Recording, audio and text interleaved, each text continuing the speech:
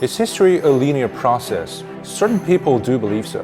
The end of history refers to whether that evolution, finally culminates in the last civilization that mankind will achieve. And certain people believe they are the last form of human civilization. We, the people, are the true heirs of the American experiment. For far too long, there are always those who try to equate modernization with Westernization. But is that the case? Are we really at a linear end to history? China believes otherwise. 历史没有终结，也不可能被终结。 The Communist Party of China announced to the world that there is a Chinese path to modernization, and this path has created a new form of human advancement. Well, what does it mean to take a Chinese path to modernization? And will it pose an ultimate challenge to the thesis of end of history?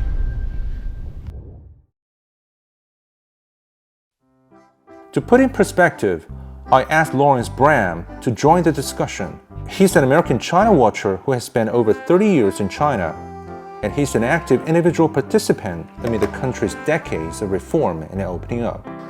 Hey Lawrence, how's it going? Hi, how are you doing? Pleasure to see you today. Lawrence will help me further expand on the idea of Chinese modernization and its profound implications. Okay, so I see that the Communist Party of China has now formally promulgated the idea Chinese path to modernization. What profound meaning do you think this move contains? Well, I think that right now China's evolved its own model of economic development. It's based on trying to take the best things that work and to make those things work for China within China's context, which is different from other countries. And if it's relevant to you, adopt it. If it's not relevant, you don't adopt it. There's no single model. There's no single answer to anything. China has found its own answer, but now without trials and errors. In 1840, China was forced open by Western gunboats, and what was later known to be the century of humiliation began. The nation and its people embarked on the quest for renewal through modernization, though the journey turned out twisty and protracted. It was not until the founding of the People's Republic of China in 1949 that the country finally got on the right track. And since the launch of reform and opening up in 1978, especially the new breakthroughs made in the past 10 years, China succeeded in advancing and expanding Chinese modernization. So it has been contended by some people that the Western model should be the only legitimate pattern for a country to develop. So do you think there should be only one fixed formula, like the Western model, for a country to develop or to achieve modernization? And I think most of the world is realized that you have to have diverse models or diverse approaches, and each approach to economic development really needs to look at the individual needs of that country. We live in a planet of enormous diversity. In today's world, however, the tolerance for that kind of diversity is dwindling. No country presents a broader, more severe threat to our ideas, our innovation, our economic security than China. A country that doesn't share Western values often invites sanctions, isolation, and sometimes invasion. Sticking to its own path takes courage and dedication.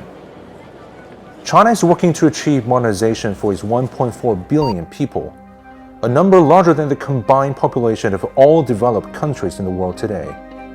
This is a task of unparalleled difficulty. But China has managed the unimaginable. Over the past decade, China's gross national income per capita doubled. China now accounts for nearly 1/5 of the global economy, and China becomes the biggest trading partner of over 120 countries and regions. The road to these achievements now has the definition, Chinese path to modernization. So China is the only country recognized by the United Nations as having a complete industrial system. So with all these achievements, why do you think China still keeps on pursuing its own kind of modernization? So you had, of course, in the early years of China's economic development, the priority was to get, how do we say, out of the starting blocks, to move forward. However, this ended up creating enormous pressures. You had overdevelopment, really, in the coastal areas, and you had underdevelopment in certain interior regions.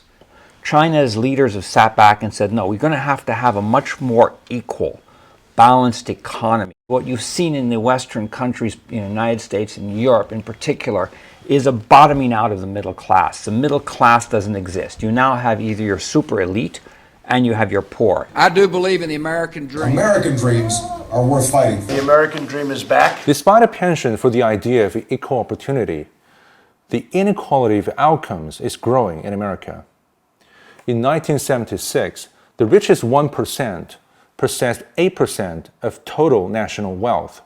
Today, they control 32% of national income. The gap is widening. Imbalance and inequality is not exclusive to one country, but the approaches to address the problem vary. 10 years ago, although China just became the world's second biggest economy, there were still nearly 100 million people living under the poverty line. Today, penury became history, and China is shooting for an even more challenging goal: common prosperity for all. This concept is also enshrined as one of the 5 key features of Chinese modernization. China is also targeting at a balance between material abundance and cultural ethical enrichment, and the harmony between humanity and nature. What do you think Chinese modernization or Chinese path to modernization means to a wider audience in the rest of the world? Well, I think that much of the developing world has observed China's experience over these decades and has observed very carefully how China has either adapted policies from other countries or not, and has evolved its own policies. Many of the developing countries in Africa, Middle East, Southeast Asia, Central and South America, particularly Central and South America, have been hit hardest with a lot of the American models of development, which have not really worked. They've looked at the China model or the China approach to development. Modernization in many Western countries used to be powered by war, colonization, and plunder. Today, this bloodstained path can no longer be copied by developing nations. They are facing a steeper hill to climb.